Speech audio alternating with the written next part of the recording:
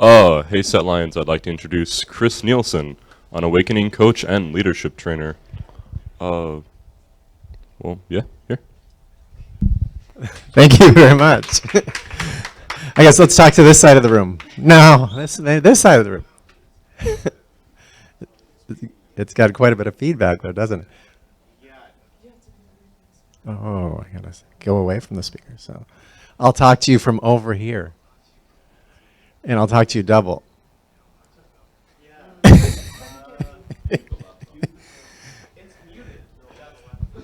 muted on the laptop. Oh, look. It has feedback. Dude, I don't know what's going on. It's literally muted here. And like...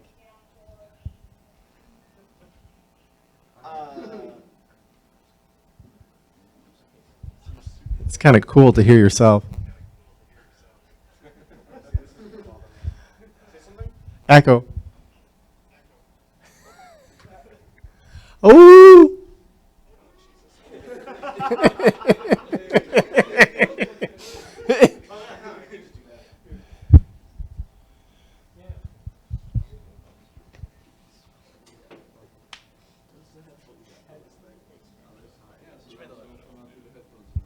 Who thought of the headphone jack? That brilliant individual. Nice. So now I can hear it through the headphone jack? Barely. All right. Is this our crew for today? I can hang. We can talk about things. Well, maybe talk about some casual things and maybe in a smaller group you're willing to share. Yes? So, I read on your website your first business was reselling gum in middle school. How was that? It was. It was a time of Bubble Yum and Bubblicious. And you guys probably never even heard of those gums, have you? You haven't heard? Okay. So I loved Bubble Yum and Bubblicious, and I was paying for it, and it cost quite a bit, and I was chewing quite a bit, and people would come, hey, I want some gum. And I just had this idea, I'll just double, triple the price of the gum, and they'll pay for my gum. So yeah, that was my first entrepreneurial business. And then I played, I see you guys are good in basketball. I love basketball. I still play basketball. My next business was our high school had a dance almost every weekend. And so my senior year, my buddies and I bought equipment to do a sound and light show. And I sold all the different clubs on using us for the high school dances. And so we did all the high school dances, got paid to do that. All right, more people. Do you guys have any questions that you don't know what to ask a question about?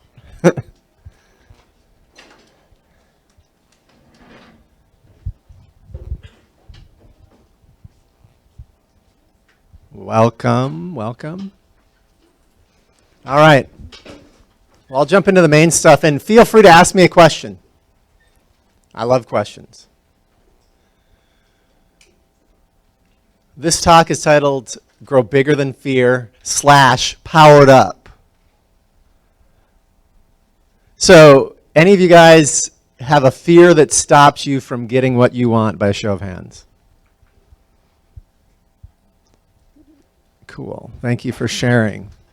I have fears in my life that have stopped me from getting what I want. Now, would you find it valuable today if I shared with you a couple of things that can make, let's say a fear is looking you right in the eye. It's that big. Staring you with ugly teeth, looking back, looking like it wants to destroy you. How would you like to grow so big that that fear looks like an ant down there? Would that be valuable by show of hands? Cool. Because we can do that. Most of these fears are, like the one person said this, they're things we think are snakes. Oh no, can't go there. It's actually a rope when you get close enough. So, do you guys mind if I tell you a quick story about my childhood where all my fears came from, and I had a lot of fears? You guys want to hear a story? Yeah, okay, thank you. Thanks for the response. So, when I was little, I'll go before fears. Northern Minnesota is where I grew up. I went out into the snow and I was bundled up from head to toe. by my mom, probably 27 layers because it's cold there. Anyone from cold weather at all? Okay, so you guys know. So I went out in the snow, and it was the first snow. So I was making the first tracks. And it looked cool to look back that my tracks were the only ones there. And I did a snow angel, and I felt so alive. And I picked up a handful of snow and crunched it up. And there was a red stop sign, and I threw it right at the stop sign, and it just went splat. And this amazing feeling, it was like I was the snowball splatting across the stop sign, and it felt just amazing and cool. And I went inside and took off all these 27 layers, and my mom looked at me with concern. And I was feeling great, so why is she giving me these eyes of concern? And there was sweat pouring down my forehead. And I didn't know that was an issue. But later I would hear. When I was growing up, there was a TV commercial that said, "Don't ever let them see you sweat." And if you've heard that, maybe you sweat, but if you haven't ever heard that, you probably don't have an issue. Don't ever let them see you sweat. I heard it over and over again, and that went into me. How can I play, move, have fun without sweating? Now, the good thing in sports, sweating's more acceptable. But, what's that, normal? Even then, people would go, ooh, I don't want to guard him. Now, I loved it so much that it overpowered any of that stuff. I'm going to sweat today because even if I move a little bit, I'll start to sweat. So I'm over that fear about letting people see me sweat. But back then, it felt like instead of moving and running around real fast, I had to slow down a little bit, do little things. Like when you guys raise your hand today, do you guys remember how you raised your hand in kindergarten? Can anyone imitate how they raise their hand in kindergarten? Show me how you raise your hand in kindergarten. Yes! That's it. You were, me, I got the answer, right? So what happened to you? Age? Growing up. Was it wisdom that brought your hand down, or what brought your hand down? Fear. Anxiety. Yes. All these things. Because what if we get it wrong, right? Are we going to be judged? Probably. Yeah. Even that, you're going to be looked at. You're in the public's eye. Yeah. It's dangerous. So where does all this fear come from? You guys want to play a game with me? I'm down. Okay. This is a family feud. Smith family over here. The Jones family over here. Get your hands over your buzzers. You ready? Get hands up. Hands over the buzzer. Ready? The number one fear, according to surveys, is? Unknown. Unknown. Yes? Public speaking. How can that be? Oh, yeah, I've heard of this. Nice. That's right. It goes. The Smith family wins the toss the coin. Do you want to play or pass? Oh, good. So what is the number 5 fear on some lists? Death. I remember. Nicely done. During that probably but that more people are afraid of public speaking than actually dying. That can be true. I'm kidding. Now, do you think it's real? Do you think more people would rather be in the coffin than out giving the eulogy? Yes? You'd rather be in the coffin? So we've got some work to do on fear. And I'll tell you what, I used to be afraid to get up here and speak because you would see me sweat. But let's go through a couple of stories that gets to where I'm actually more afraid of not getting up and sharing. And do you guys know the reason I'm here? To inspire, yeah. What? Totally. Right answer. The Smith family gets another point. She did invite me, and here's why I'm here, though. I reached a point in my life where I really wanted to make a difference in other people's lives. And I'm not here because everything sailed along perfectly and happily. I'm here because of misery moments in my life that go, oh my gosh, if I would have only known something a little bit different. So I'm going to share some things today that hopefully give you some tools, techniques, things to play with, some mindsets where you can let go of so many of these fears. You like toys? I like toys. Who doesn't? But when we're grown up, we're taught all these supposed wisdom. Bring it back here, guys. Come on. Fear. So number one, fear, public speaking. So why am I up here? So when I was young, my dad was constantly critical. It wasn't the criticism, you're stupid and you can't do anything. It was, do it better. Do it right. Think ahead. What are you thinking about? Why not 10 points? Why not 10 points? Why not 15? Why not an A+?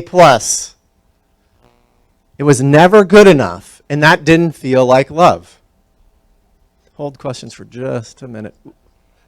We'll get through a story and then come back with the questions. Cool.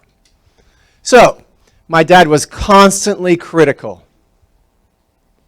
And I remember one day in middle school, and I was a good athlete, running up the stairs. It was dark in between classes, running up these stairs, and I was worried that I would trip and fall. How would that happen? I was worried that I would trip and fall. Now, here's the question for you guys. Well, first I'll say this. I thought my dad was working too hard with the criticism, so I took a lot of the work on myself.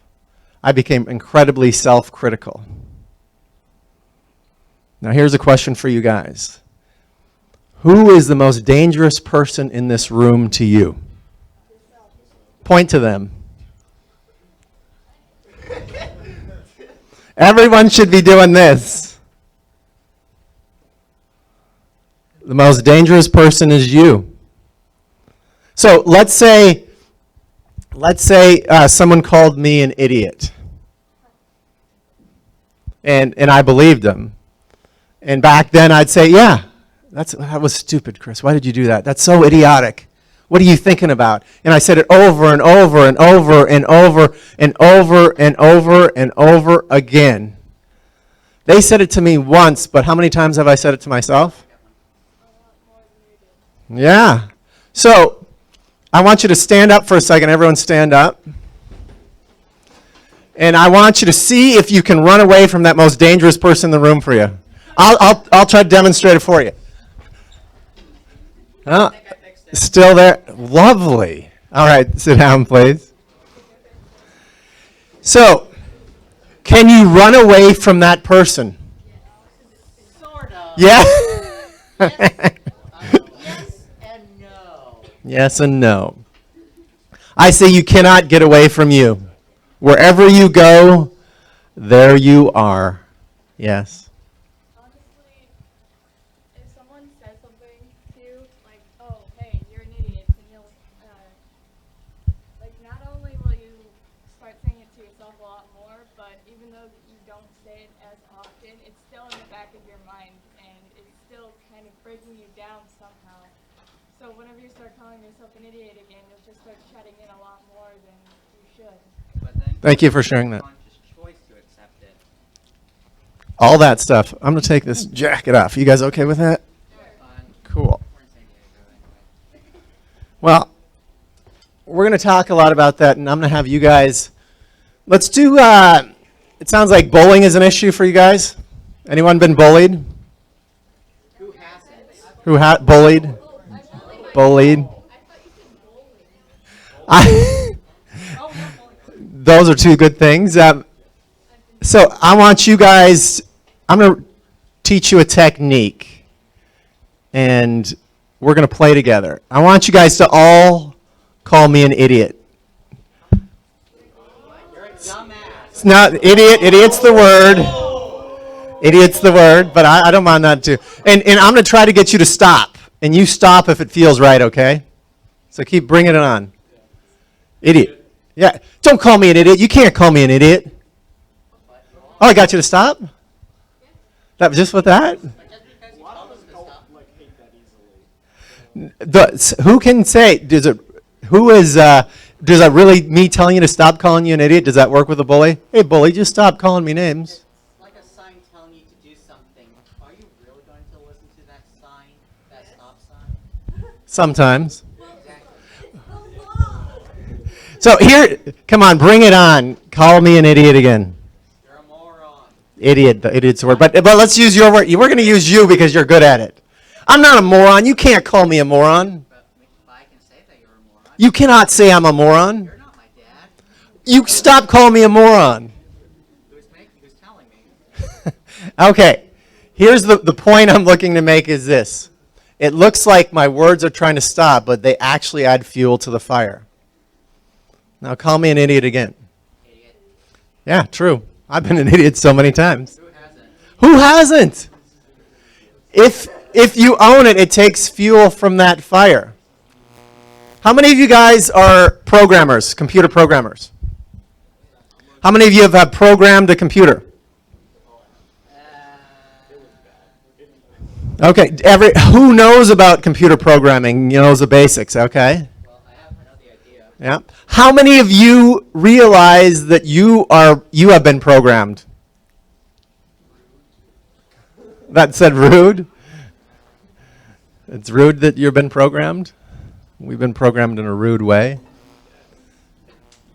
So the things you like, doesn't the people in school like a lot of the same things? Dislike a lot of the same things? No, you got a lot of things in common. Yes and no. There are things you like and don't like.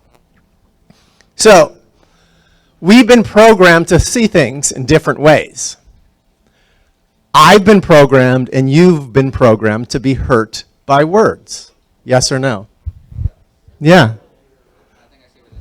We've been programmed to be hurt by words. And here it can happen this simply. Two brothers. One brother runs up to mom and says, "Mom, he called me a goat." And the mom goes, "Get over here." To the second son, "You can't call him a goat. He's a human being. He's a human being, that's right. You can't call him a goat." What did you just do to the word goat? You just made it an insult. You gave it a charge, energy, power. You know how to get the kid upset by calling them a goat or any other name. What if the mom said this instead? "He called me a goat." "Oh, are you a goat? You don't look like a goat." Well, if your mom says okay, then that's like, wow, you're not helpful. Look, what I'm saying is I get hurt by words too because I've been programmed that way. What I want you guys to realize is this. You guys are all self-programming beings. Every one of you has the ability to change your programming at any time. Meaning you don't have to give it all up. If there's something you like, keep it. If there's something you don't like, look at it. Like fear. Fear is holding you back from so many things. So here was one of my miserable moments in middle school. Speech time. Oh, good for you. It wasn't mine. I was already sweating on my way to class. My hands were shaking. I sat down and wanted, "Oh, please don't call on me." I knew she was going to call on me. She was calling on everyone. But still, I was inside going, "Please don't call on me." And sweat was pouring already. And as soon as she called on me, and as soon as I stood up, sweat just poured from me. And I thought people were looking at me and going, "Oh, look at the sweaty freak."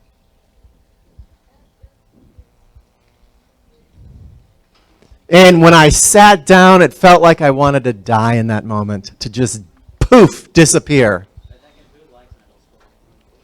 Some people do. Poof, disappear. So, what? That moment was like, every time I get to speak after that, it was like a brand seared in my hand that would just throb. And do you want to know the crazy things I did to get up to speak before I got over those fears? Anyone want to know those things? You did too, a couple people do. Thank you.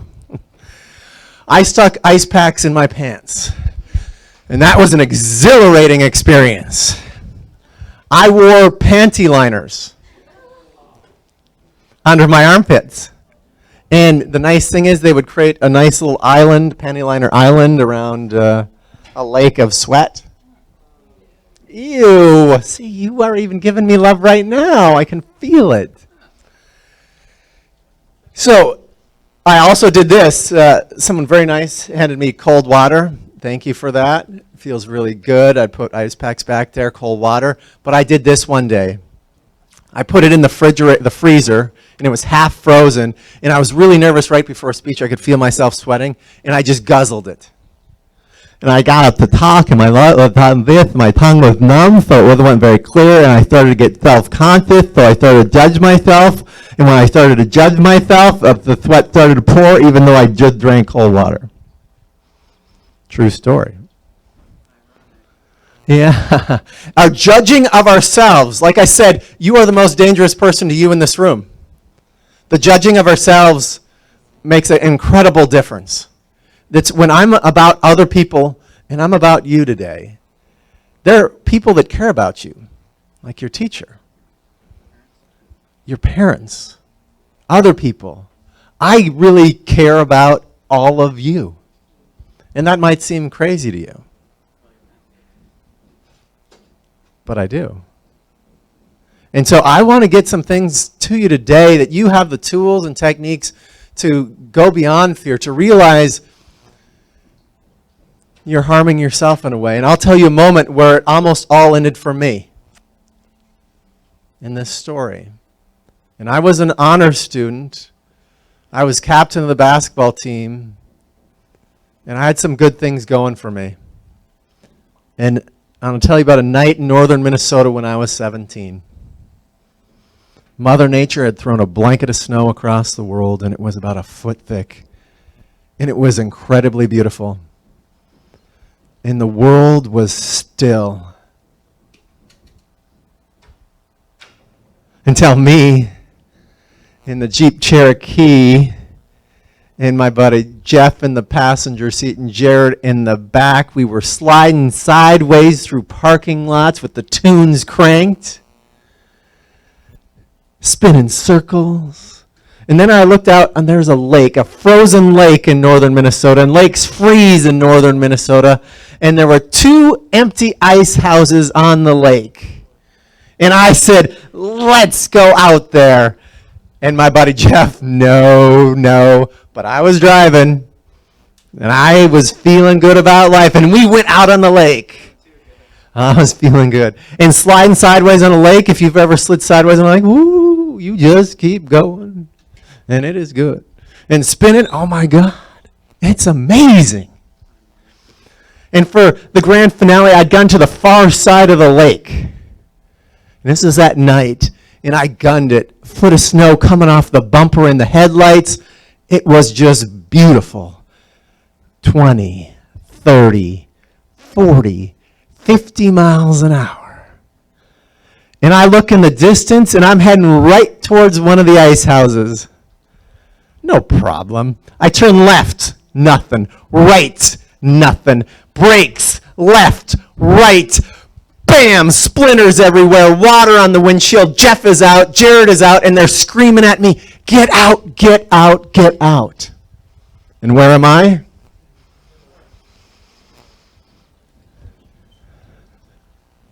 I'm still in the car, seat belt buckled, head down on the steering wheel. And in that moment, I was more ready to die than face my Father's eyes.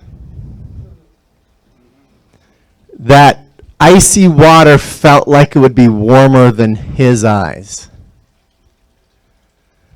And they're screaming at me to get out, and I'm not even moving.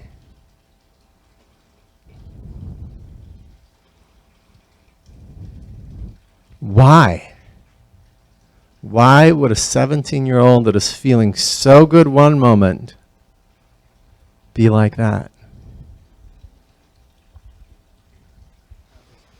If I could go back and talk to that 17-year-old, I'd say no mistake is worth dying over. No mistake is worth dying over. I'm going to give you an end part of the story if you really want when we wrap up. But I want to share with you some of the techniques that have made me where I'm excited to get up in front of you, where I don't care if you see me sweat, where I feel this power running through me that no one can say a word to me that hurts me.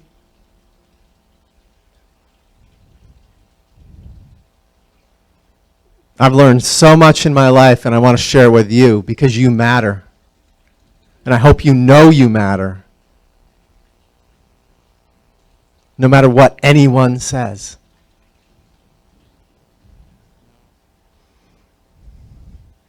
So, here's a book that changed my life. I have a daughter that's now 23. The book's called Mindset by Carol Dweck. Has anyone read it? Okay, I would encourage you all to go get it and read it. It was an epiphany moment for me. And my guess is a lot of you have what Carol calls the fixed mindset. I had it and still have it to a degree. It pops up. It's in my programming. I call it the cursed mindset. And my guess is a lot of you are really smart, and so you're going to hear this, and I'm going to help, if you let me, inoculate you against some negativity. Now, here's the curse I gave my daughter. You ready for the curse? Yeah, and sure. Only 2 people? Okay. Here's the curse. Michaela, that's my daughter's name. You're smart and beautiful. You're quick-witted. You can do whatever you want if you put your mind to it. You are super intelligent. Can anyone tell me why that's a curse? Yes. So if you're constantly saying you're super intelligent, you're super smart, if they go to school and they end up with mediocre grades, they're going to feel stupid at all times. Yep. And here's that's very good. And let me give the basic thing. So I gave her a label: smart, quick, intelligent. Gotta stick with the label. You want to keep that label. I'll put your label. Everyone put your hand on your chest. You got your label. Smart, quick, intelligent. You got this label. Do you want to do a risky thing that could risk your label? Cool, if you do. That's growth mindset stuff. That's the magic mindset, if you're willing to risk that label. But most people don't want to risk the label once they have it. If they've given it to you, they'll stop taking risks. Who's a natural at something in this room? What are you a natural in? Just a king, sort of a pseudo jack of all trades. A pseudo, okay. Yes? Drawing? Okay, yeah. Being bad at things? Yes? Public speaking. My argument that is there are no naturals. People would call me a natural in sports. Did you watch me when I was a little kid? I was playing 12 hours a day. 12 hours a day, I was throwing a ball, I was doing something. I've got a ball in my back pocket. There are no naturals. The fixed mindset, Carol Dweck did a test this way, just this simple test. One group of students, she said, wow, you're really smart, you did really well on the test. The other group said, wow, you must have worked really hard, you did great on that test. The group that was told they were smart didn't want to do the harder test when given a choice to do the same easy one or the harder one. The group that was told they worked hard said, why would we want to do that same easy one again? They wanted harder and harder tests. You can control how hard you work. You can't control this label of smart. You don't want to risk it. And what I say is risk it. So who's willing to risk it? I got a game up here and a reward.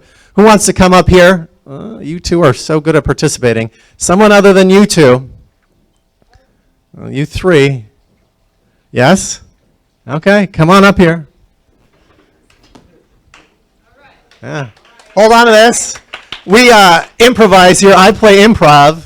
That changed my life too. There is nothing in this. So if you get it in there, there is a reward for you. Oh, he's Mr. Basketball. Okay, fire away. You have one shot, Mr. Yeah. Thank you. Who else wants to get up? Come on up. Yeah.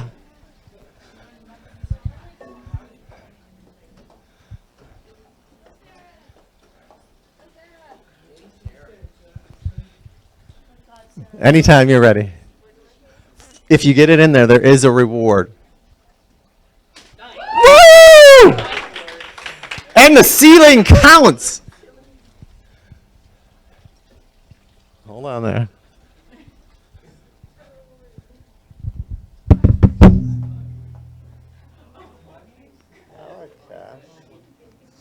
I can't take $1. You can.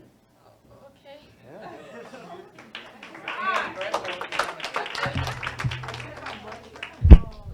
Now, I don't know if you guys have seen this, but this is a great demonstration.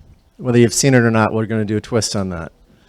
And someone is going to get this big $5 bill. I'm not going to give you my 20 or 100, but I'll give you my 5. So who wants this $5 bill? You got to raise your hand if you want it to qualify in the first round. Okay? Cool. Thank you. Now, watch this. Make sure, do you still want it? Why do you still want it? $5 bill. But I'm crushing it. I don't care. What about this? You're an idiot. You're stupid. You can't do anything right. You still want it? You still want it. You still want it. Oh, I'm stepping on a good. You still want that money. Why? What does money do?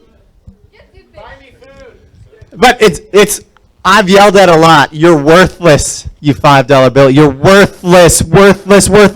Now who wants it? I missed that. What did you say? $5 I'll be worth it. You're worthless and stupid. So hold on here. You guys still want this. Why? So what if someone calls you worthless? Someone if steps on you, says you don't matter. I keep going.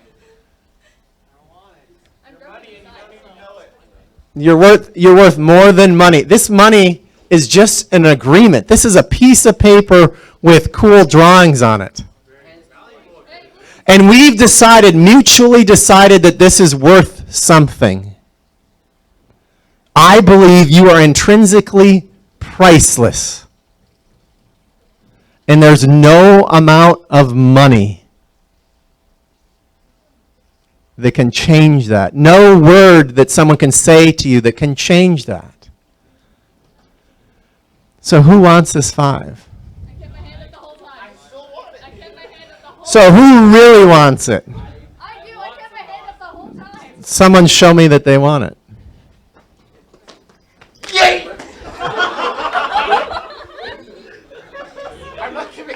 Let's give him a hand.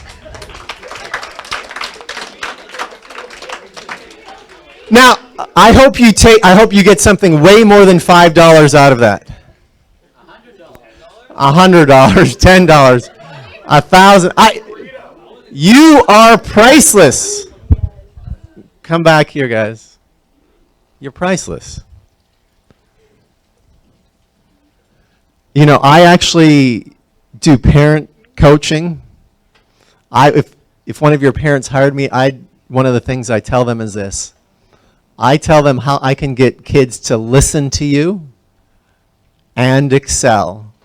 Do you know how I tell your parents to get you to listen to them? Do you want the technique? Do you want to know what I would tell them? What? Yes, thank you. Here it is, and I think you guys are going to like it. I tell your parents, listen to your children. Model what you wish to see. It is so incredibly simple. And there's another different way of listening. And I would love for you to listen to me like this. And this is new for me. I'm 50 years old. I learned this year. You can learn it right now. Listen with the willingness to be changed. Are you willing to listen and be changed? If you're not really listening. You're just dueling monologues. And you can, and here's for you guys to go to your parents. You want your parents to listen to you? Listen to them. Really, really listen to them. And some of them, they've been programmed as well. They've got buttons. We all have buttons like this. I do this exercise with people. Imagine you have, just write down on a piece of paper all the negative things that bother you about someone. Just write them all down. Those are all the things you hold between that person and you. Those are all the buttons they can push to set you off and go boom. You have so much power in you. So here's one of the big things that changed my life. It starts with the word self hyphen self-appreciation is a good one. Self-actualization is an excellent one, and that's actually probably one of the ones as well. Self-acceptance is great. Self-confidence is great. What? We're not hitting on it yet. It starts with self-image. Self-care starts with a C. Compassion. Self-compassion. Why does self-compassion make an incredible difference? When I used to make a mistake, I would beat myself up over that mistake for days. I could remember that mistake 30 days later and go, oh my gosh, I was so stupid. I can't believe I did that. And when we tried to run away from ourselves earlier today, did anyone get away? Some people got away from themselves, but most people didn't. Self-compassion, you're always with you. So if you bring up your compassion, it will change so much in your life. If you are a self-compassionate person, you're willing to look at yourself more honestly when you're compassionate. How many of you guys drive cars already? Okay. Did you know that most Americans, like 80% of Americans, think they're above average drivers? And you guys know statistics, right? That can't be right. So 80% of what? 80% of Americans think they're above average drivers. We're in California. So what is basically saying is this. Most people have a faulty sense of themselves and won't look at themselves honestly. Self-compassion allows you to look at yourself honestly. If you make a mistake, you go, oh, I made a mistake. I did something wrong. I could do it better. Self-compassion means you can change things. Have you ever heard this term? Feedback is the breakfast of champions. Feedback is the breakfast of champions. Why is feedback the breakfast of champions? Because Wheaties told me to. Wheaties told you that? Can you get better without any feedback? If you're not willing to, going back to the label, we all have these labels. If we're afraid to lose this label, we might not even try, because if you try, T-R-Y, which I love the word try, if you try, there's a chance you will fail. But there's a chance you will succeed. Most people don't look at that. So who really wants to succeed in this room in entrepreneurship, school, and life in a big way? I'm down. Cool. I'd encourage you to raise your hand and really want it like you were a kindergarten. Show me all the kindergarten, raise your hand that you want to succeed. Yes. What is the key to really succeeding? Fail. Be willing to fail over and over and over and over and over and over and over and over. Thank you. Again, because if you are willing to fail over and again, you're going to succeed in a big way. Michael Jordan, anyone heard of his name? Famous commercial, the reason I succeed is I failed over and over again. 26 times I took the game-winning shot and missed. I play with a bunch of people that some of them are multimillionaires, business owners, top executives. At the end of the game, when it's crunch time in basketball, they don't want to have the ball. They want to pass it to someone else because they don't want to be the ones that miss the game-winning shot or make a mistake. Now, 2 Tuesdays ago, which is my league night, they set up a play for me to take the game-winning shot. And I took it. And a 6'8" guy jumped at me, and I couldn't even see the basket. And I shot an air ball on the game-winning shot. In the past, there'd be a lot of beating up. No, I took it. I'm willing to take it. Now, I've hit a lot of game-winning shots. I'm pretty good at that. Because I'm not afraid to fail. If you want to succeed at the highest levels, you better be ready to fail. And let me give you an example. We're going to learn tightrope walking today. Fixed mindset and growth mindset. The growth mindset says all our talents are not fixed in stone. We can learn and grow anything. Here's our tightrope. The fixed mindset's got this label. Let's say this fixed mindset is a cool guy, but he's got this fixed mindset. He's a good athlete. And he looks at this tightrope and goes, hey, I don't need a tightrope. That stuff is not for me. I don't do that. I play basketball. I don't do tightrope stuff. I'm good. But if you make him go do it, you make him go on the tightrope. 1 step, 2 steps, falls. Luckily, we have a net, but it doesn't feel like a net, and it really hurts, and oh, I'm done. I don't need your stupid stuff anymore. Now, here's the growth mindset person. Taking a step out there, falling over into the net. Oh, this is cool. Climbs up the thing again, does it again, and falls and falls and falls and falls and falls and falls and falls. And then one day, you walk in the room 6 months later, and this person is walking on this thing like this, going backwards. And you go, oh my gosh, she's a natural. He's amazing. And the only reason he got there is he was willing to fail. Are you guys willing to fail to succeed? Now, you heard my journey in public speaking. The panty liners, the ice packs, all these different things that I did. And I did them all. Really. And I quit a public speaking organization because they had this thing I called terrible topics or terrifying topics. And I joined again. My fear stopped me from doing that. But my why, my reason, your reason for wanting to do something, my reason grew so big. I wanted to make a difference with people like you. I hope there's 1, 2, 3, 5. I hope all of you are touched in some way that walk away from this feeling more empowered.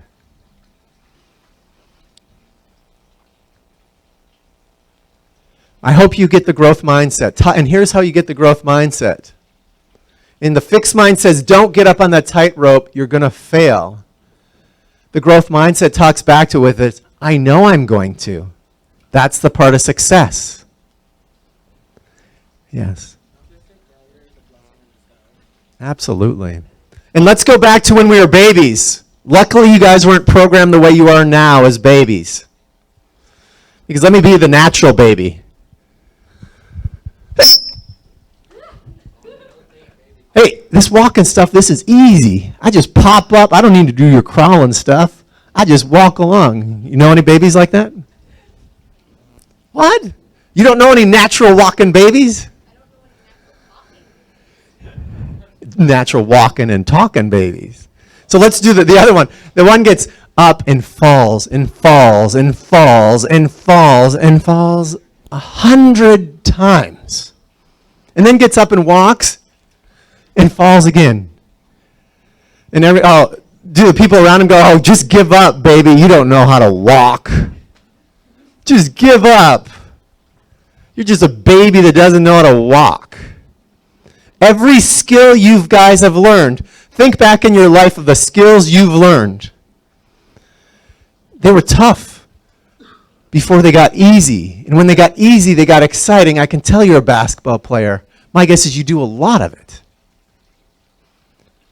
I shot a lot. I've missed more three-pointers than most people have ever taken in their life. But in a game, I make more. Seth Curry has probably missed more than everyone out there. Not combined, but because he shoots and shoots. So if you want to be great at something, be willing to fail.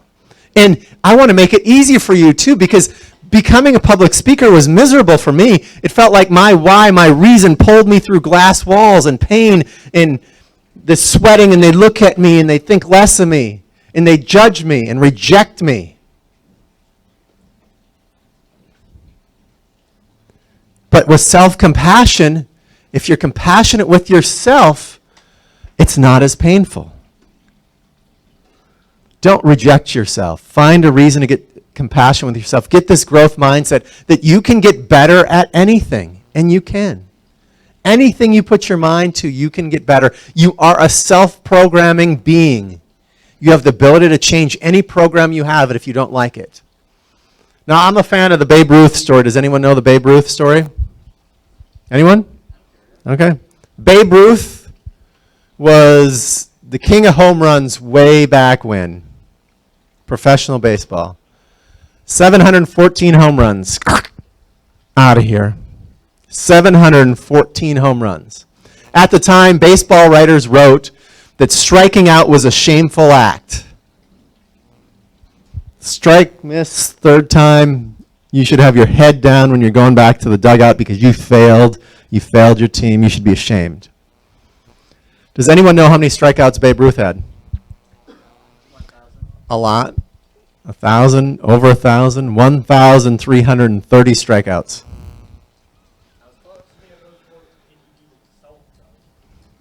What do you mean by that?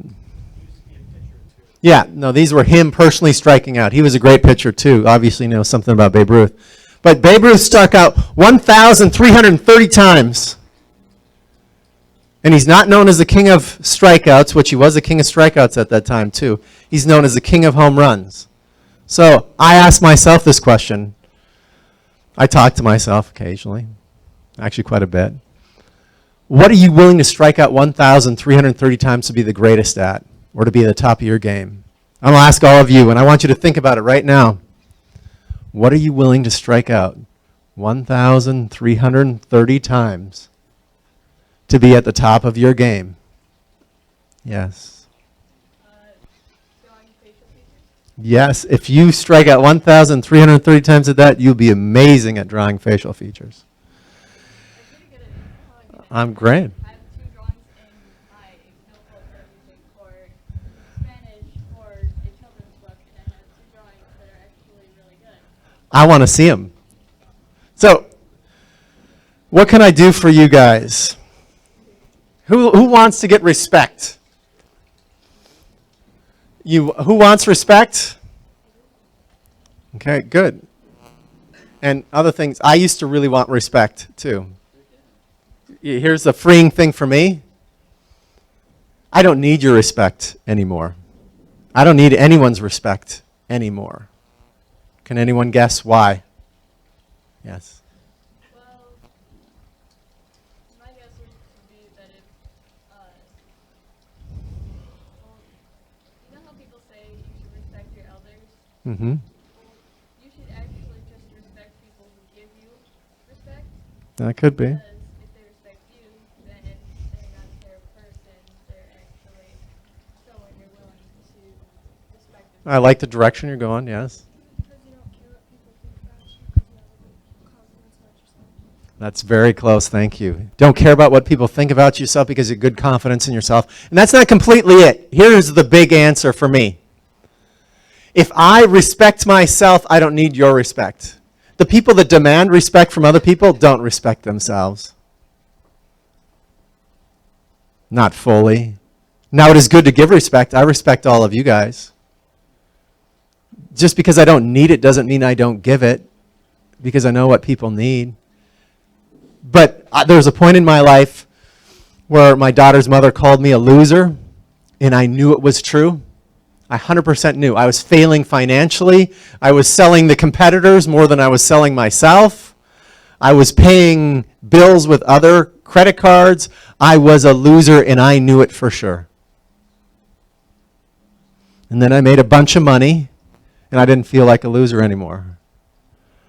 Then I did some work on me, and then I lost that bunch of money, and I still didn't feel like a loser.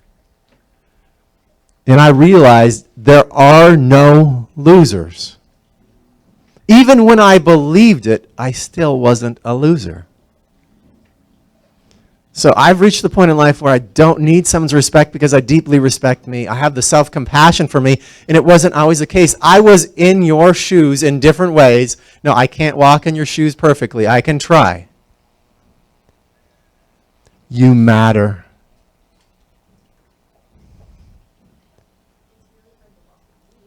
I would have a very difficult time walking in your shoes, yes. I have not practiced that amazing skill.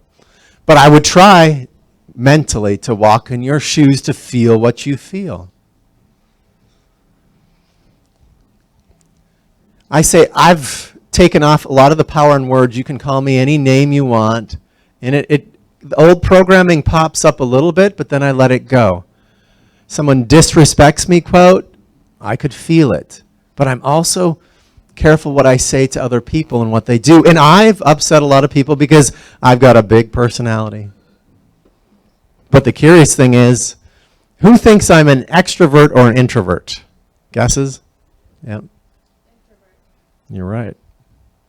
I'm not naturally, I don't go around parties, oh, good to meet you, nice to meet you, nice see you. That's not me.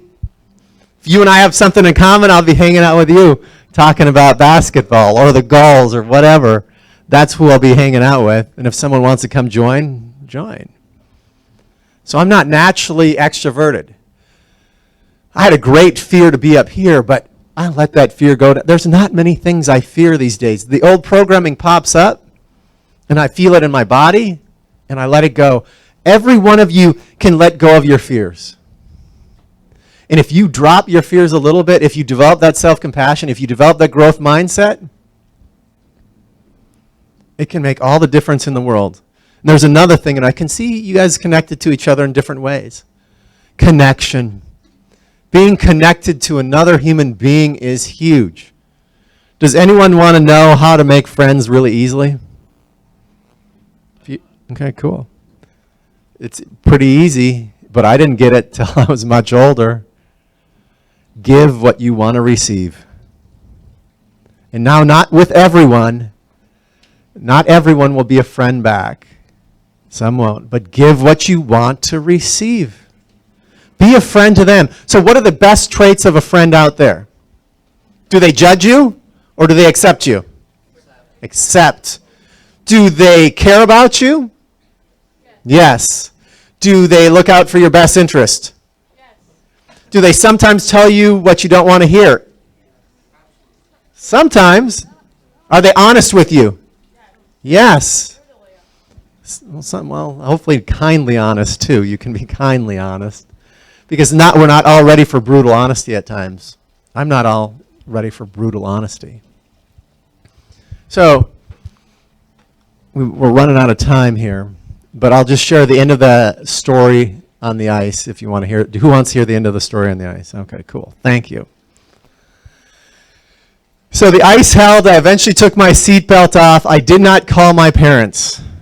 I called a family friend. The first tow truck would not go out on the ice because it was cracking and creaking. The second tow truck had a long winch that went out far enough to hook to the Jeep. Pulled the Jeep off the ice. I ended up paying for the busted fish house.